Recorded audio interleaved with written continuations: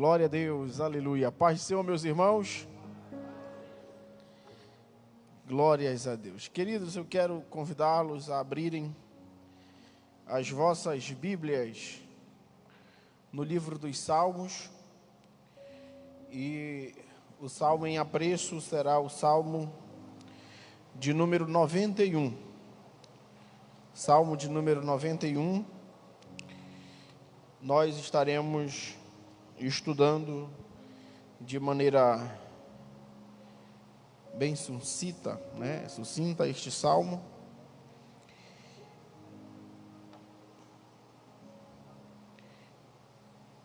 É a nossa sexta lição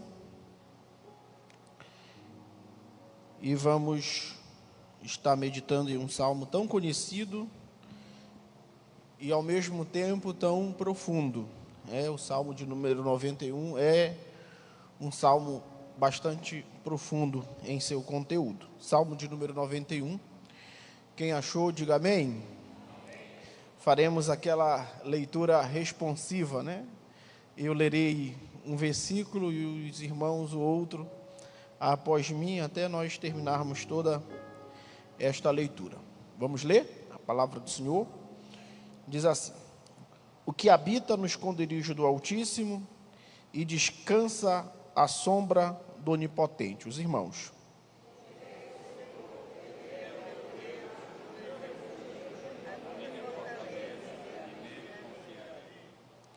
Pois ele te livrará do laço do passarinheiro e da peste perniciosa.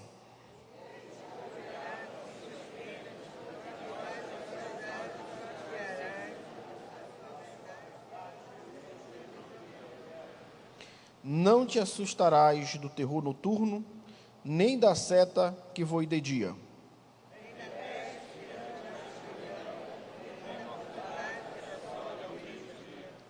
Caiam 1000 ao teu lado e 10.000 à tua direita, tu não serás atingido.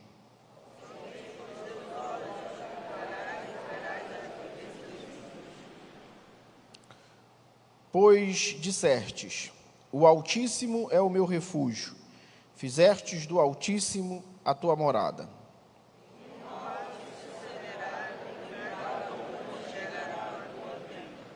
Porque aos seus anjos dará ordens a teu respeito, para que te guardem em todos os teus caminhos.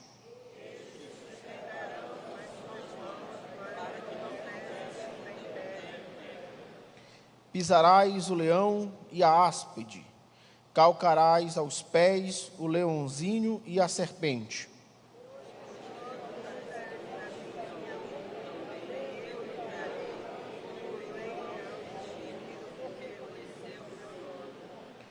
Ele me invocará e eu lhe responderei.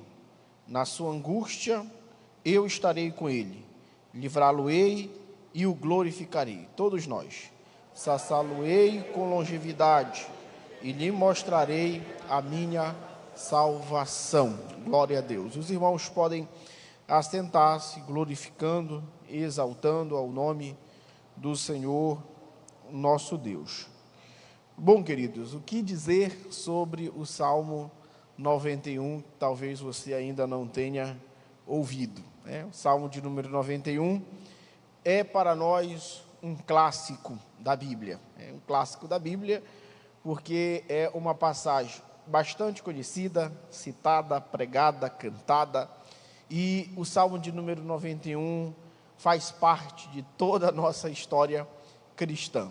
Quem nunca foi na casa de algum irmão, de algum crente, e não encontrou ali na porta da casa, o dizer escrito do Salmo de número 91? Ou quem nunca achou a Bíblia aberta no Salmo de número 91?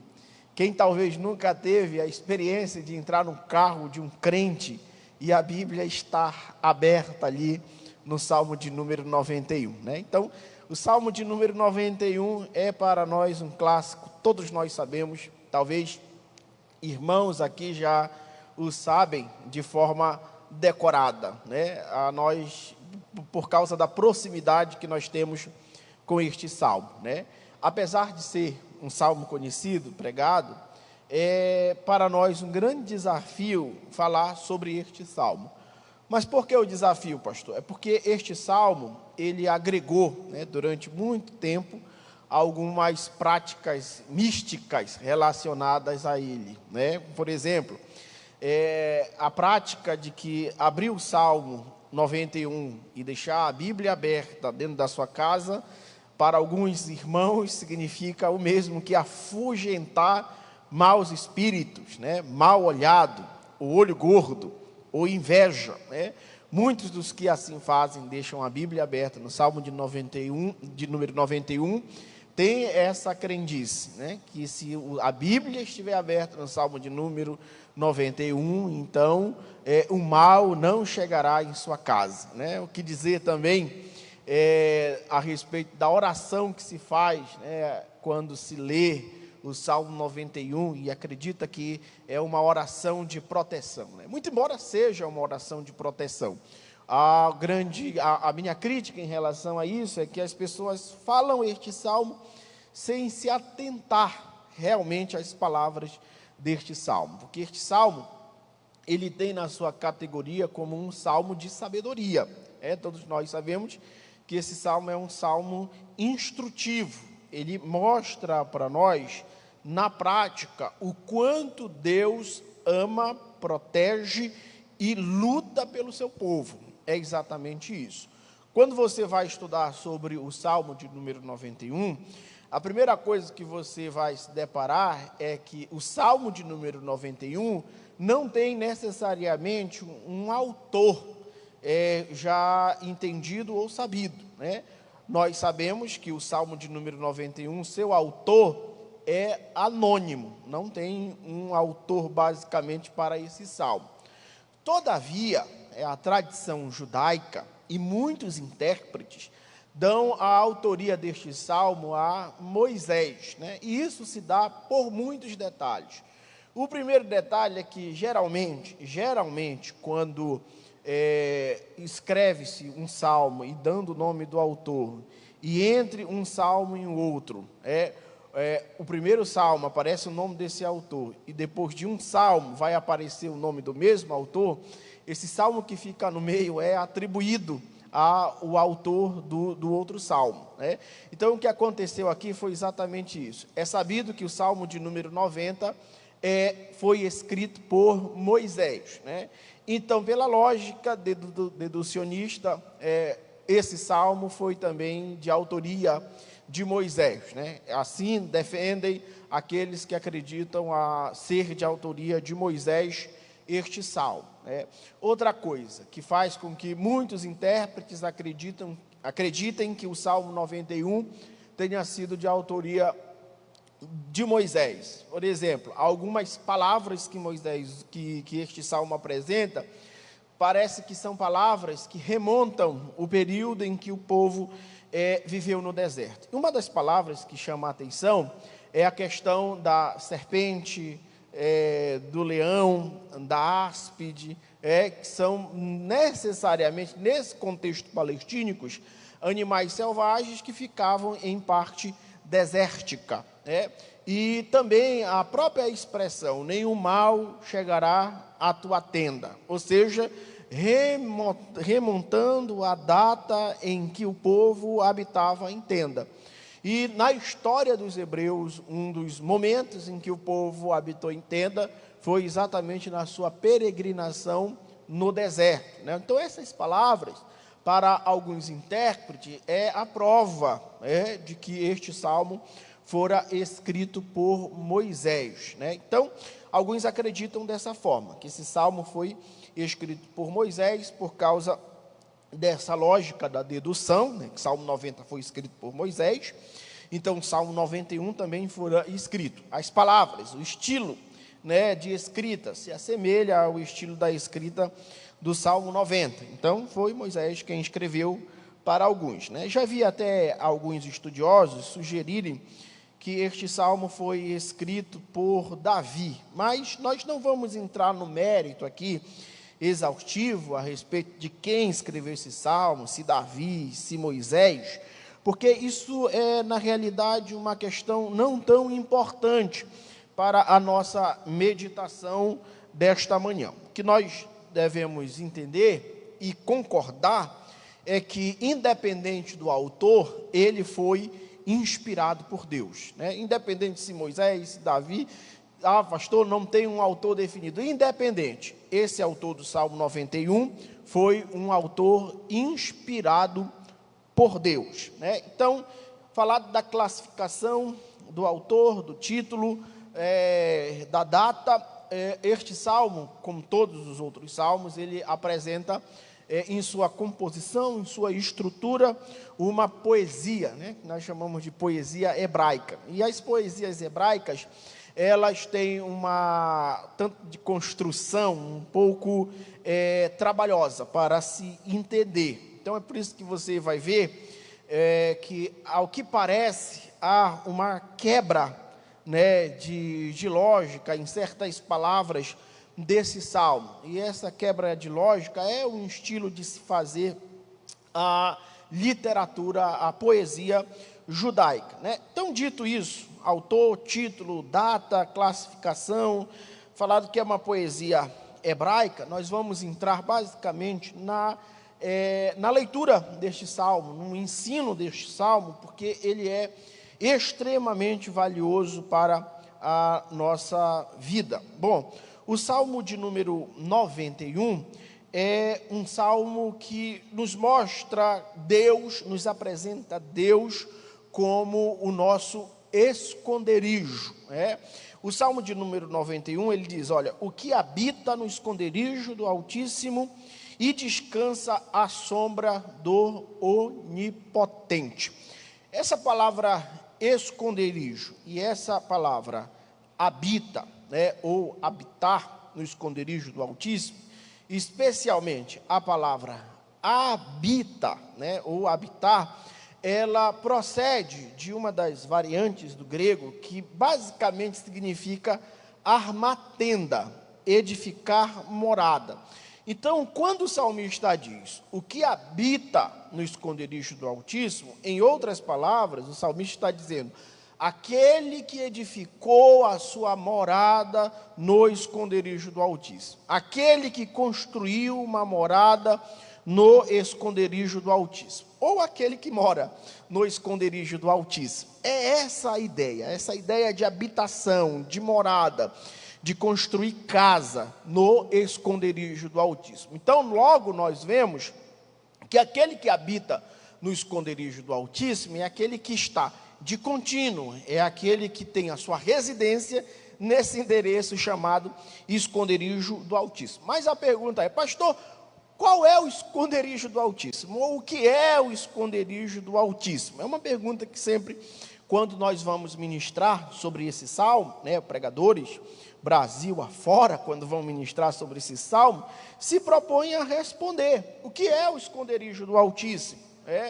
O que o autor quis dizer quando fala sobre o esconderijo do Altíssimo, né? O que é esse Altíssimo e o que é esse esconderijo? Bom, nós sabemos por dedução lógica, né, que o esconderijo é basicamente um lugar onde alguém pode se sentir seguro.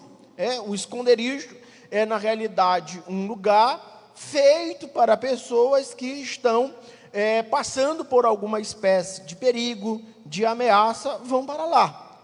O esconderijo é basicamente essa figura de um lugar onde você pode se sentir seguro de toda ameaça externa. Estando ali, ninguém te alcança, ninguém projeta mal contra a tua vida, ninguém pode te ferir, porque você está livre das ameaças externas. É esse o sentido de esconderijo. Mas só que esse esconderijo não é um lugar qualquer, não é simplesmente um lugar onde você estará seguro das ameaças externas. Esse esconderijo, ele tem um caráter. E qual é o caráter desse esconderijo? Ele é o esconderijo do Altíssimo. Então, a ideia que se sugere é que quem criou, quem fez esse esconderijo foi ninguém mais, ninguém menos do que o próprio Deus, porque o Altíssimo aqui é uma referência ao próprio Deus. Então logo nós entendemos que esse esconderijo é uma construção do próprio Deus. Foi Deus quem deu esse esconderijo. Quando você vai para o Antigo Testamento, você verá no Antigo Testamento algumas noções de esconderijo. Por exemplo, quando você chega no livro de Levíticos, você verá que quando o Senhor deu a ordem a Moisés para repartir a terra entre os filhos de Israel, né, na ordem da repartição da terra, o Senhor disse a Moisés que ele deveria escolher cidades de refúgio em todos os territórios de Israel, né? E essas cidades de refúgio, elas tinham esse caráter de esconderijo. E essas cidades de refúgio, elas serviriam para pessoas que cometessem algum tipo de assassinato ou delito de forma involuntária. Essa pessoa poderia habitar, residir, construir morada em uma dessas cidades, que certamente aquele que procurava justiça ou aquele que procurava matar tal pessoa, se essa pessoa estivesse dentro dos limites da cidade de refúgio, essa pessoa não poderia ser alcançada, morta, porque se ela morresse ali, se aquele que estava procurando vingar o sangue de algum parente matasse essa pessoa ali, certamente o justiceiro seria culpado do sangue daquela pessoa. Então, as cidades de refúgio, elas têm esse caráter de esconderijo. Então, a pessoa que habitava ali estava segura dos seus possíveis vingadores, né? Então é interessante, porque o Antigo Testamento mostra para nós como é que se dava esse esconderijo, e isso foi exatamente uma ordem do próprio Deus para resguardar a vida daqueles que cometiam alguma espécie de delito de forma involuntária, se estando habitando na cidade do esconderijo, ou na cidade de refúgio, melhor, eles não poderiam sofrer nenhum tipo de dano. Então é interessante, porque o Antigo Testamento já mostra para nós uma espécie de esconderijo. Outra coisa interessante se falar sobre o esconderijo, é além de ter esse caráter, né, um tanto mais material, mais palpável, como era as cidades de refúgio, o esconderijo também, ele aponta para uma profecia que está relacionada ao próprio Cristo, né, ou ao próprio Senhor. Quando você lê, por exemplo, no livro de Isaías, capítulo de número 32, o versículo de número 2, a Bíblia diz que aquele varão servirá de esconderijo contra o vento, de refúgio contra tempestades, de torrentes de águas, em lugares secos de sombra, e de grande rocha em terra sedenta. Quando você vê o capítulo de número 32 do livro de Isaías, você verá lá que o capítulo de número 32 é uma referência direta ao próprio Cristo. Então logo nós entendemos que esse esconderijo do Altíssimo aponta para o próprio Cristo, ele mostra o próprio Cristo, ele prefigura o próprio Cristo. As cidades de refúgio no livro de Levíticos, elas apontavam para o próprio Senhor Jesus. Assim também, como ele é identificado em Isaías 32, como um esconderijo contra o vento forte, como um refúgio contra a tempestade, contra as torrentes de águas, como uma sombra de grande rocha. Então, esse esconderijo do Altíssimo é nada mais, nada menos do que o próprio Senhor Jesus. É por isso, quando iniciei a minha fala, eu disse que o esconderijo do Altíssimo é uma construção, foi erigido, foi dado pelo próprio Deus, e ninguém mais, ninguém menos é mais perfeito do que para servir como esconderijo, do que o próprio Cristo. E é interessante, porque pegando o gancho da palavra habitar, você lê, por exemplo, em João, capítulo de número 1, versículo de número 14, que diz assim: e o verbo se fez carne e habitou entre nós, e nós vimos a sua glória como a glória unigênito do Pai. E é interessante que a palavra habitou ali em João, ela tem a ideia de armar tenda sobre, né? De armar tenda sobre alguma coisa. Então, quando a palavra diz que o verbo habitou entre nós, em outros sentidos, a Bíblia está dizendo que Jesus veio e armou tenda sobre a nossa vida. Agora nós estamos em Cristo. Agora nós estamos no esconderijo perfeito. Agora nós temos um refúgio perfeito. Agora nós temos um lugar onde as ameaças externas não podem nos alcançar. O diabo pode até rugir como leão, mas nós estamos escondidos em Cristo. As serpentes podem até tentar nos ferir, mas nós estamos escondidos naquele que já esmagou a cabeça da serpente. Então, aquele que habita no esconderijo do Altíssimo, para esse tem alguns privilégios. E o primeiro privilégio qual é, pastor? A sombra do Onipotente descansará. Oh, aleluia. Isso é maravilhoso, né? Nós entendemos o que é esconderijo. Nós entendemos que isso aponta para Cristo, porque é exatamente isso. O Antigo Testamento, ele aponta para Cristo. Ele mostra Cristo em todas as suas palavras e profecias. Então não tem como desvencilhar Cristo dessa palavra. Não tem como ter outro esconderijo de Deus ou do Altíssimo que não seja Cristo. Então isso é importante para a nossa compreensão. Outra coisa importante é que aqueles que habitam no esconderijo do Altíssimo, eles estão invisíveis pela fé. Como eu disse, o mal não toca. E alguém pode dizer, mas pastor, essa afirmação é problemática. E o Senhor dizer que o mal não toca. Porque eu já vi crentes serem tocados pelo mal. Então isso é problemático. Mas a pergunta é, será que realmente foram tocados pelo mal? Um crente justo, será que realmente ele é tocado pelo mal? Ou é melhor dizer que todos os eventos que acontecem na vida do crente, quer bem, quer mal, é permissão de Deus, é vontade de Deus, para que o nome dele seja glorificado na vida desse crente? Não é melhor dizer assim? Mas pastor, em última instância o mal tocou. Será que o mal tocou? Nós vemos o livro de Jó, que ele mostra exatamente isso. O livro de Jó mostra que todos os eventos catastróficos que aconteceram na vida de Jó foram por permissão do Senhor. Então, em nenhum momento Jó abriu a boca e disse, Satanás me tocou, o mal me tocou. Não. Em todos os sofrimentos de Jó, ele enxergava a misericórdia de Deus. De alguma forma, de algum modo, ele enxergava a misericórdia de Deus.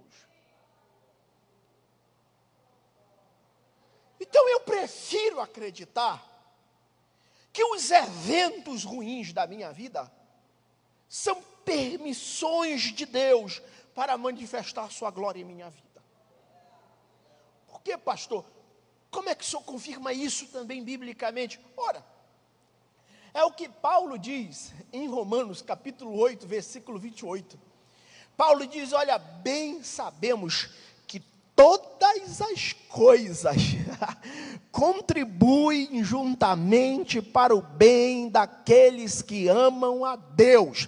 Veja, Paulo diz, todas as coisas, o termo é generalizante, todas as coisas, bem ou mal, coisas boas ou coisas ruins, de forma harmônica, essa engrenagem vai funcionar, onde a finalidade é o nosso bem. Então quem está em Cristo, o mal não toca. Você pode dar glória a Deus por isso? Você pode exaltar por isso, a Deus por isso? Quem está no esconderijo do Altíssimo, descansa à sombra do Onipotente.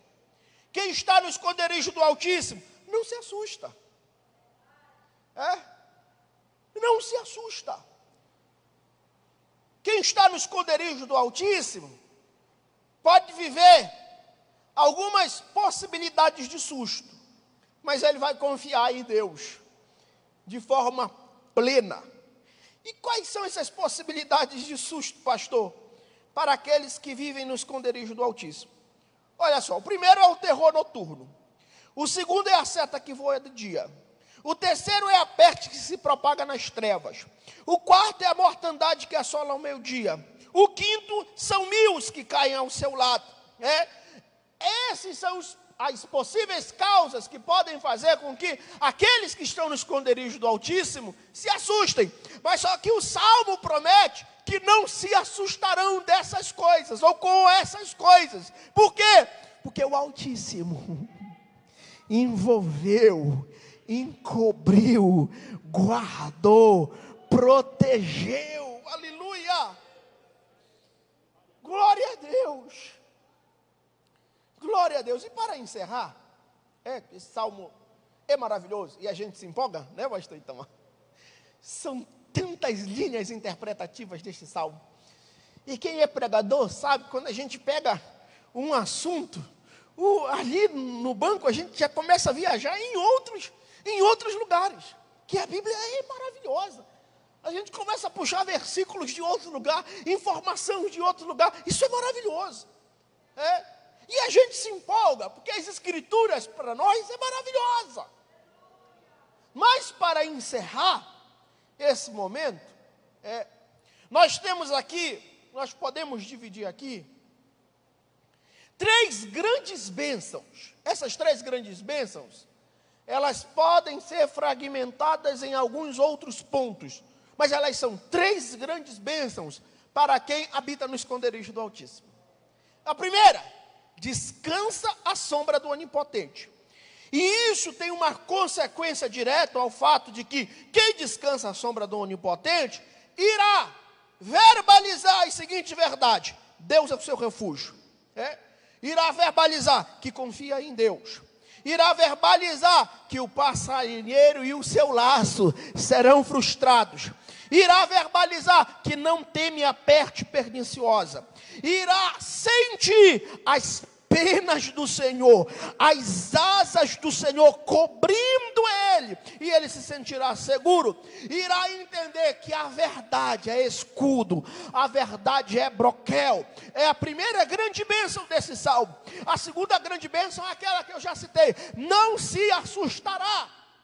E a terceira grande bênção desse salmo é que Deus dará ordem aos seus anjos, eles nos tomarão pelas mãos, livrará com que os nossos pés não tropecem em alguma pedra. E se prepare, meu irmão, para pisar o leão, a serpente. Nem o mal vai te suceder, nem praga alguma chegará até a tua tenda. Aleluia. E o mais maravilhoso disso é: saciá-lo-ei com longevidade e lhe mostrarei a minha salvação.